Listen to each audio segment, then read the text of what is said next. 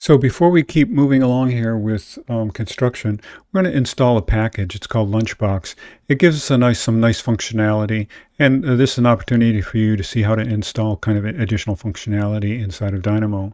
We're looking for specifically this divided curve function that allows us to take these curves that we've created and kind of segment them off so we can attribute those to the ribs that we want to use. So the way we're going to do that is we're going to go to and I've already installed it, so I can't give you the full experience, but I can hopefully walk you through it. We're going to go to Packages. And we're going to search for a package. I have to wait a second.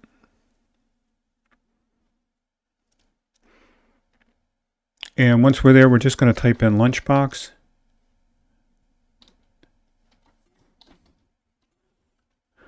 And you're going to have to scroll down a bit until you see LunchBox for Dynamo.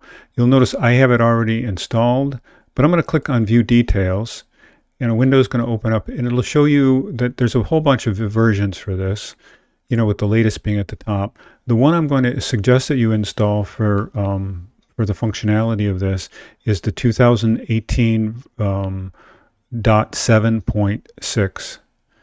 And so go ahead and click the Install for this one, and that will automatically install that package. Once that package is installed, and I'll just click out of this because I've already got it in here. Once that package is installed, you can actually go down and find a LunchBox available and all of that functionality in the add-ons. Now you might, this is a good point to bring up the idea of saving your files so that you don't have any crashes, maybe before you even attempt this. And then you may have to restart. I'm not sure if you have to restart in order to make sure that LunchBox will show up.